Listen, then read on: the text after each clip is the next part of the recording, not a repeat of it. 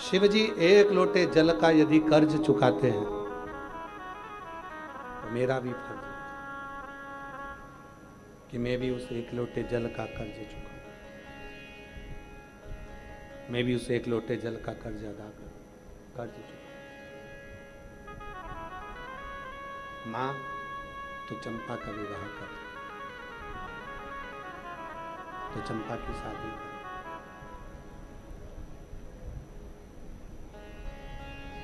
और चंपा का विवाह मातू कर।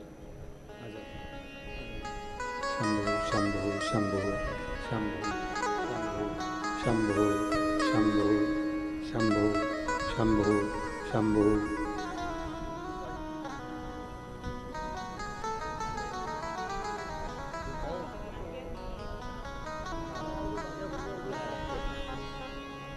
ये बेटी को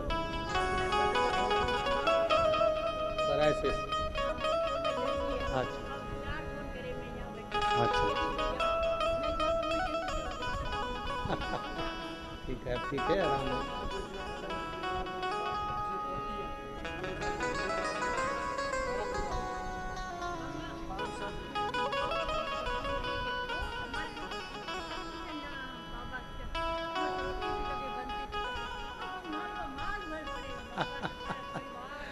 माँ कह रही है पहले ये स्थिति थी कि कभी दिन तो रोटी बनती थी और घर में कभी दिन नहीं बनती थी। इतनी स्थिति खराब थी।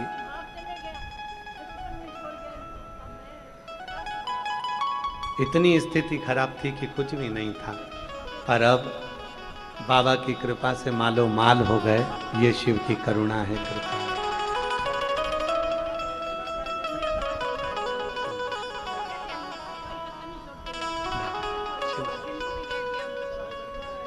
तेरी कृपा का क्या है भरोसा, कब किस पर हो, जरा सी हम पर कर दो, जरा सी हम पर कर दो। तेरी कृपा का क्या है भरोसा, कब किस पर हो जाए, जरा सी हम पर कर दो, जरा सी हम पर कर दो। जिस पर भी हो गई तेरी कृपा करुणा हो, भव पार हुआ, भव पार हुआ। आप ही हो चाहे जितना, उसका भी बाबा उद्धार हुआ, उद्धार हुआ। गिद्ध जान कणिका जैसे तेरे मन को भाई, जरा सी हम पर कर दो, जरा सी हम पर कर दो। तेरी कृपा का क्या है भरोसा, कब किस पर हो जाए, जरा सी हम पर कर दो, जरा सी हम पर कर दो। शिव ऐसा ही। परशुराम डाकू ने मन में विचार किया, माँ तू रुक जा, थोड़ा ठहर जा। माँ, शिव जी पे जल चढ़ता है तो उस जल का कर्ज शिव अदा करते हैं, और मैंने तेरे यहाँ का एक लोटा जल पिया है तो अब कर्ज मैं अदा कर, तो चिंता ना कर। चंपा का विवाह तू कर। बैसाख की पंचमी के दिन कन्यादान करने के लिए ये परशुराम एक लोटे जल का कर्ज चुकाने के लिए तेरे यहां आएगा और विवाह कर कर जा।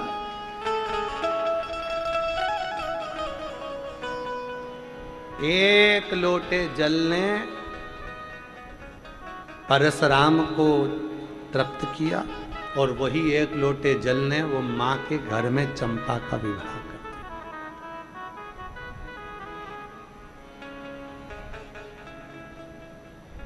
ग्वालियर संभाग में परशुराम डाकू की लिस्ट को पढ़ना, 25,000 रुपए तो उस पर इनाम रखा था पकड़ाने वाले को। और 5,000 रुपये अलग से इनाम था पुलिस की ओर से पकड़ाने वाले। 30,000 रुपये इनाम था परशुराम डाकू पर, 30,000। और जब 30,000 रुपये इनाम परशुराम डाकू पर था, 30,000 रुपये का इनाम परशुराम डाकू पर बना हुआ था, बूढ़ी माँ घर आई। चंपा ने कहा, माँ दादी आज तो तू बड़ी लेट हो गई आने में, बहुत देर हो गई तुझे आने में। क्या बात है दादी? दादी ने पूरी कथा सुना दी कि मैं जल चढ़ाने गई थी शिव जी को, वहां एक डाकू मिल गया था जिसका नाम परशुराम था। जल पिया, वचन दिया कि बैसाख की पंचमी को चंपा का कन्यादान करने में आऊंगा, तू शादी की तैयारी कर, बाकी के सब में निपट लो।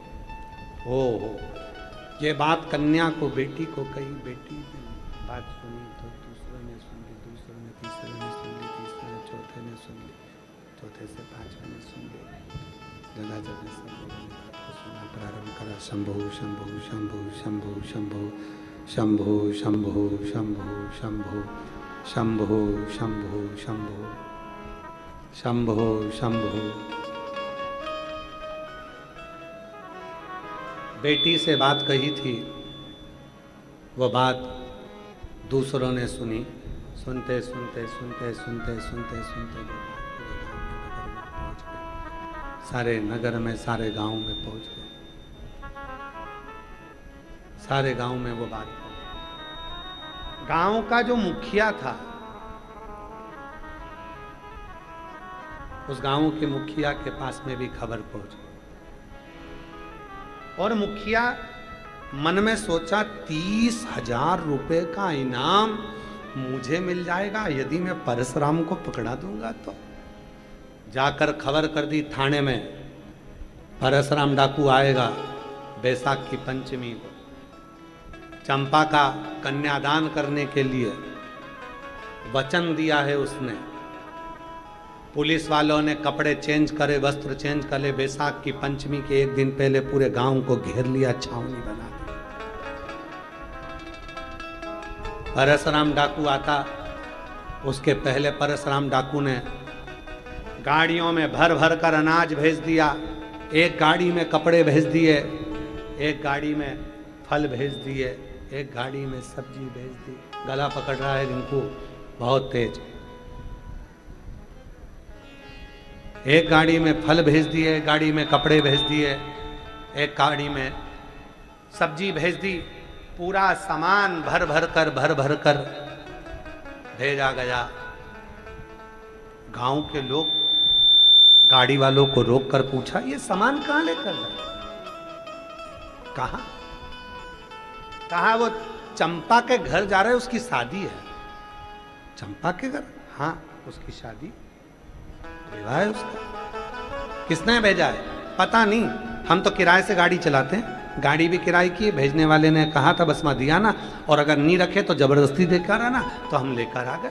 गाड़ी का पैसा कौन देगा? तो कहे वो तो दे दिया जिसने भेजी उसने। अच्छा, भर भर कर 4 व्हीलर गाड़ियां आई, जीप में सामान भरा था और जीप भरा भरा कर आकर सामान उतार कर चली गई। विवाह पूरा होने लगा।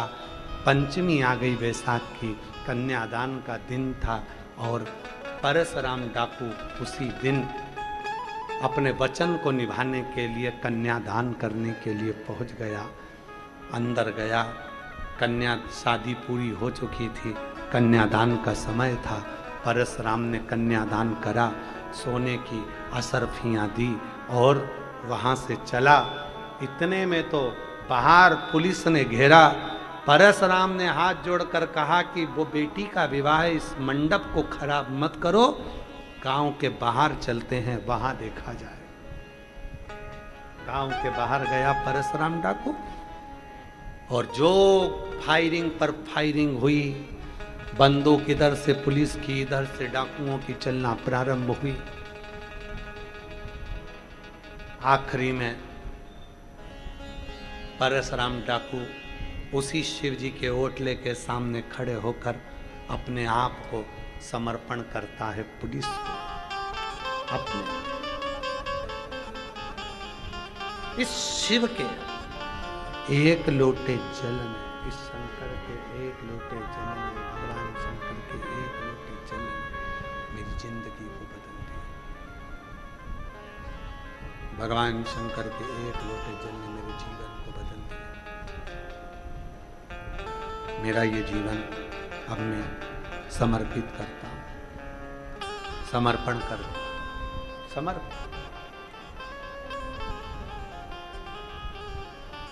समर्पण करते से ही अदालत ने परशुराम को छोड़ दिया।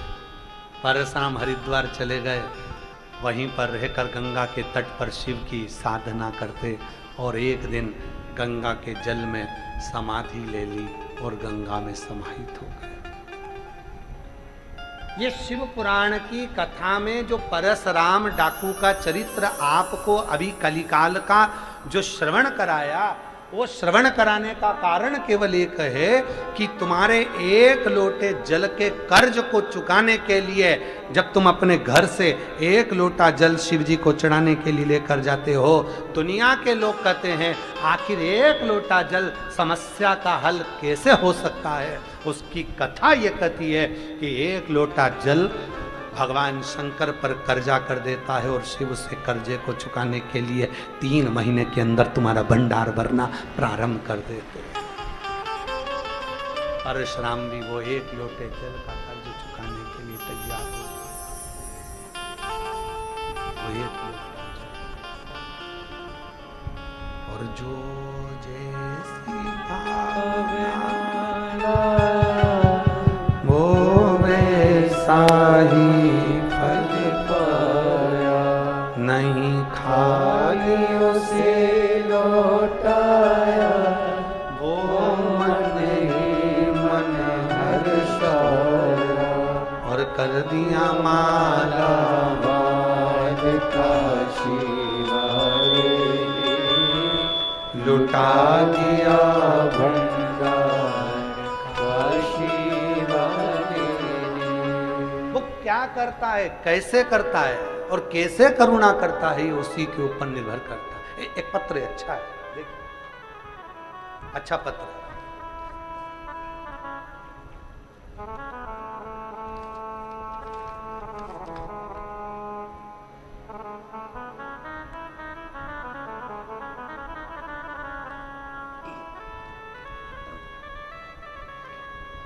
मेरा नाम ममता रानी, पति का नाम पवन कुमार, किशनपुरा, एलनाबाद, सिरसा। कहीं बैठी हों तो हाथ हिला सकती हैं और आ सकती हैं। बाबा से विनय करती हूँ कि हर साल खुशियों भरा पत्र लिखूं। गुरुजी, मैं श्री पदमजीत जी मेहता जी को, अमरजीत सिंह जी मेहता जी को बहुत बहुत साधुवाद देती हूँ, जिन्होंने इस कथा की दिव्यता 3 वर्षों से लगातार हमको श्रवण करा रहे हैं। गुरुदेव, एक लोटे जल और पशुपति व्रत का मैं क्या वर्णन करूं। मेरा बेटा बीटेक इंजीनियर की पढ़ाई करना चाहता था और तैयारी करवाने के लिए मेरे पास इतना धन नहीं था। उसकी तैयारी किस बड़े इंस्टीट्यूट से करवा सकूं, और हमने भगवान के भरोसे ऑनलाइन बेंच लिया और मेरे बेटे ने गांव की छोटी सी लाइब्रेरी में जाकर पढ़ाई करना शुरू करा। और कुछ दिनों के बाद में मेरे बेटे ने जेई का पेपर दिया और मेरी बेटी भी 16 साल की थी। उसने कहा, बाबा मेरे भाई के लिए पशुपति व्रत करती हूँ, और उसने भी पशुपति व्रत किया। बाबा की ऐसी कृपा हुई गुरुदेव, बाबा ने मेरे बेटे को कुरुक्षेत्र NIT में बीटेक की पढ़ाई करने के लिए सिलेक्शन किया, और बाबा की कृपा से मेरा बेटा आज अपनी ही फील्ड के अंतर्गत कार्य में जुझारत हुआ। मैं बाबा को यहाँ पर प्रणाम करने के लिए आई हूँ। कहीं बैठी हो तो आ सकती। अगला पत्र है, मेरा नाम अबना शर्मा, तहसील भादरा, जिला हनुमानगढ़, राजस्थान से हूँ। गुरुजी, मैं 4 साल से सरकारी नौकरी की तैयारी कर रही थी, पर कोई भी नौकरी नहीं मिली। गुरुदेव, तब मैंने सोचा अब मेरी कभी भी जॉब नहीं लगेगी, और मैं हिम्मत हार गई। गुरुदेव, तब हमारी पड़ोसन आंटी ने बताया कि टीवी पर शिव महापुराण की कथा आती है, पंडित प्रदीप मिश्रा जी कथा कहते हैं, सुनाते हैं। गुरुजी, मेरा बिल्कुल भी विश्वास नहीं करती थी गुरुदेव, पर आंटी के कहने पर मैंने आपकी कथा सुनना प्रारंभ करी। 2024 से टीवी पर कथा सुनना प्रारंभ करी और बाबा की ऐसी कृपा हुई गुरुदेव, मैं सीहोर गई, कंकर शंकर की पूजन करी और बाबा की कृपा से 5 पंडाल में कथा सुनने का फल ये मिला कि 1/1/2026 को मेरा राजस्थान पुलिस में सिलेक्शन हो गया। मैं बाबा को यहाँ प्रणाम करने के लिए आई हूँ। एक अगला पत्र है। गुरुदेव, मेरे पोते की सरकारी नौकरी लग गई है। मेरा नाम कृष्णा देवी, गांव खारिया सिरसा की निवासी हूँ। गुरुजी, मेरी बहू रोज शिवलिंग पर जल चढ़ाती है। पिछले साल फरवरी 2023 में बीमार हो गई थी और टीवी पर ही कथा को श्रवण करा। बाबा से विनती करती और मेरे पोते ने भी शिवजी पर विश्वास कर कर शंकर जी को लोटा भर जल चढ़ाना प्रारंभ करा। आज मैं बाबा को धन्यवाद देने के लिए आई हूँ कि मेरे पोते की सरकारी नौकरी बाबा की कृपा से लग गई है। मैं बाबा को प्रणाम करने के लिए आई हूँ। एक अगला पत्र है। सूरतगढ़ की रहने वाली हूँ उषा देवी। मेरा बेटा 7-8 साल से तैयारी कर रहा था, उसकी नौकरी नहीं लग रही थी और मेरा बेटा रोज शिव मंदिर जाने लगा और आपके बताए अनुसार 5 बार पशुपति व्रत किया और एक दिन आपकी कथा की भटिंडा में 8/3/2025 को मेरे बेटे ने कथा को श्रवण करा और बाबा की कृपा ऐसी हुई कि उसका रिजल्ट आया और आज बाबा की कृपा से मेरा बेटा रेलवे में जोधपुर में सर्विस कर रहा है। मैं बाबा को यहाँ प्रणाम करने के लिए आई हूँ। मेरे बेटे की नौकरी रेलवे में लग चुकी है। शिव तत्व इसी को कहते हैं, भगवान शंकर की कथा इसी को कहते हैं, शिव महापुराण की कथा इसी। तुम्हारा एक लोटा जल शिव पर कर्ज हो जाता और शिव उस कर्ज को चुकाने के लिए तुम्हारे दरवाजे तक जरूर आते हैं। प्रेशर बढ़ा दे भाई, प्रेशर बढ़ा दो। एक लोटा जल चढ़ाने के लिए बाबा तुमने जो एक लोटा जल चढ़ाया है उसका कर्ज चुकाने के लिए जरूर। एक विश्वास, एक भरोसा, एक दृढ़ता जब पूर्ण हो तो शिव क्यों ना मिले। शिव कथा कर रही है। पार्वती मैया भगवान शंकर की कथा कहती है। 3 सूत्र बताए थे शिव पुराण में, 3 बातों को दर्शाया गया। पहले नंबर पर है शिव को एक लोटा जल और पूजन। जरूरी नहीं है कि बहुत सारी वस्तु तुम्हारे पास में हो, फिर निवेदन है तुम्हारे प्रत्येक घर के अंदर यदि एक शंकर भगवान का शिवलिंग है तो समझ लेना कि तुम्हारी आधे से ज्यादा विपदा, आधे से ज्यादा दुख, आधे से ज्यादा तकलीफें जो घर में शंकर का शिवलिंग रखा हुआ है वो पूरा दुख तकलीफ अपने अंदर उतार लेता है और तुम्हारे को कष्ट से मुक्त करता है। कष्ट से। हे बाबू,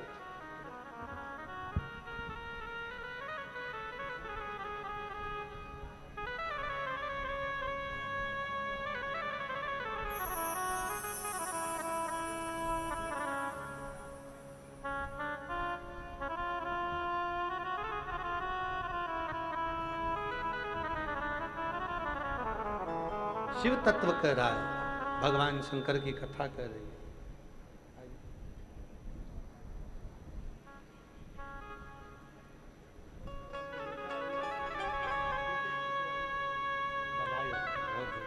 शिव कृपा एक बेटे को भी देना।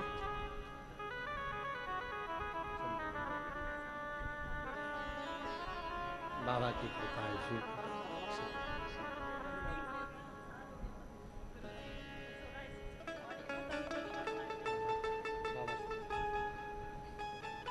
तेरी कृपा का क्या है भरोसा, तब किस पर हो जाए जरा सी हम पर कर दो, जरा सी हम पर कर दो।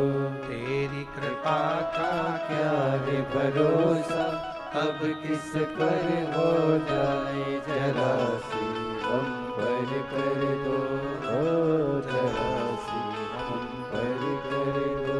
शिव कथा में शिव महापुराण के 3 क्रम बताए। शिव महापुराण के 3 क्रम का है।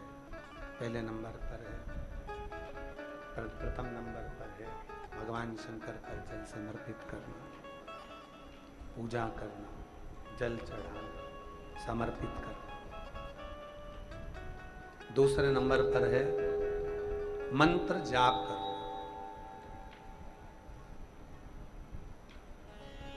दूसरे नंबर पर है मंत्र जप करना। दिन भर में आपको कथा में कल परसों 2 दिन पहले शायद कहा था, 11 बार भी हमारे मुख से श्री शिवाय नमस्तुभ्यम, कितनी बार? 11।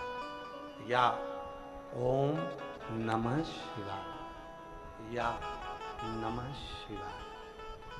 हम जब बार बार उच्चारण करते हैं, हम जब बार बार विनती करते हैं, जब बार बार हम ये श्री शिवाय नमस्तुभ्यम बोलते हैं बार बार, इसका मतलब होता है शिव जी को प्रणाम, नमन। और जब हम बारंबार प्रणाम करने लगते हैं, नमन करने लगते हैं, तो शिव हम पर करुणा करने लगते हैं। तो 3 सूत्र बताए गए। पहले नंबर पर है पूजन, जल चढ़ाना। दूसरे नंबर पर है मंत्र का जप करना, भगवान शंकर के मंत्र का जप करना। और तीसरे नंबर का जो सूत्र बताया गया, यदि हम जल नहीं चढ़ा सकते, मंत्र का जप भी नहीं कर सकते, कहीं जा भी नहीं सकते, तो फिर एक काम कहा, कोई शिव की भक्ति में डूबता हो, शंकर के नाम का जप करता हो, श्री शिवाय नमस्तुभ्यम बोलता हो, या कहीं ना कहीं किसी न किसी रूप में शिव भक्ति में डूबा हो, उसके मुख का दर्शन कर लेने पर भी हमें पुण्य फल की प्राप्ति हो। पुण्य फल।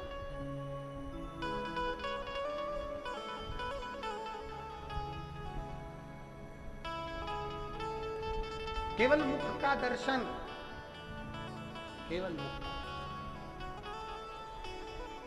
पुण्य फल की प्राप्ति। अब आप लोग क्या करते हो यहां? आप भी यहां पर आकर कथा को श्रवण कर रहे हो, शिव नाम के मंत्र का जप कर रहे हो, और इतने सारे शिव भक्तों का दर्शन कर रहे हो।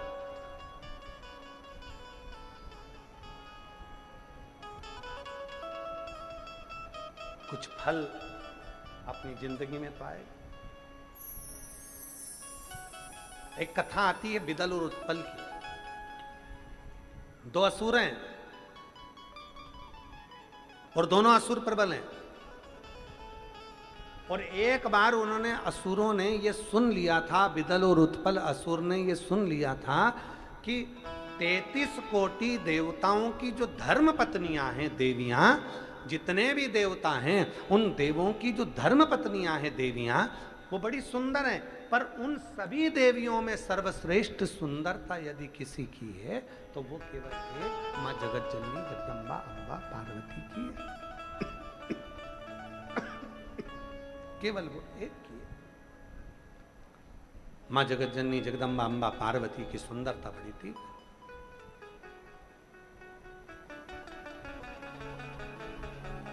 बहुत सुंदर है मां। और कितनी सुंदर है मां तेरी नगरी, कितनी सुंदर है मां तेरी नगरी। भोले पैदल चले आ रहे रे, भोले पैदल चले आ रहे, कितनी सुंदर सुंदर है माँ तेरी नगरी। माँ जगत जननी अम्बा इतनी सुंदर, इतनी सुंदर, इतनी सुंदर है माँ पार्वती। बिदल और उत्पल के मन में आ गया कि 33 कोटि देवताओं की धर्म पत्नियों में सर्वश्रेष्ठ सुंदरता केवल पार्वती जी में, केवल पार्वती जी में। हाँ,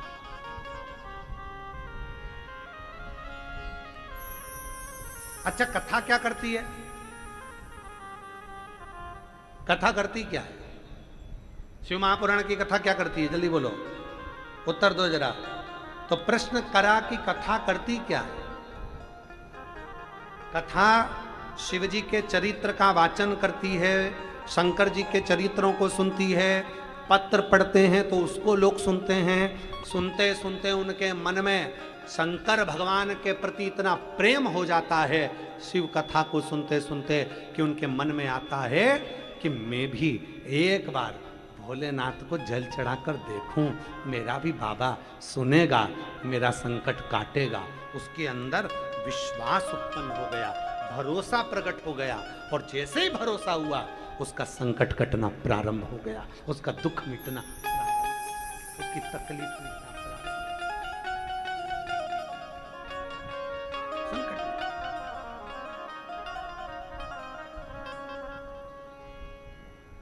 कितने लोग हैं?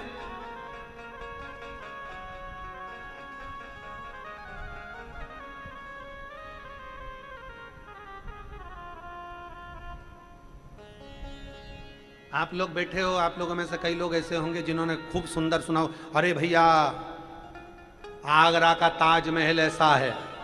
फिर किसी ने सुना अमृतसर जाओ, गुरुद्वारे का दर्शन करिए, बड़ा सुंदर। सुना तो मन में आया मुझे गुरुद्वारे जाना है, मुझे दर्शन करने जाना है, मत्था टेकने जाना है, मुझे जाना है।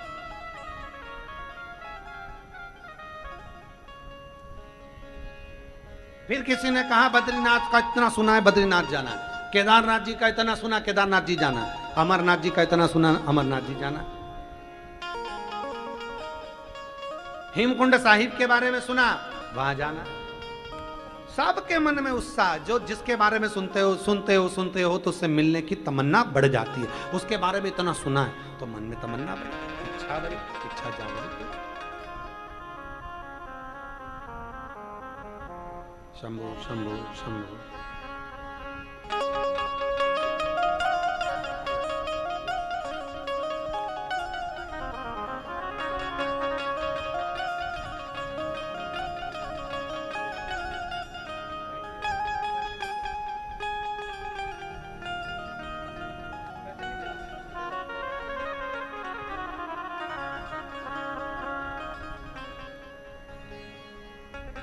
जिसके बारे में सुनते हैं उससे मिलने की तमन्ना बढ़ती है,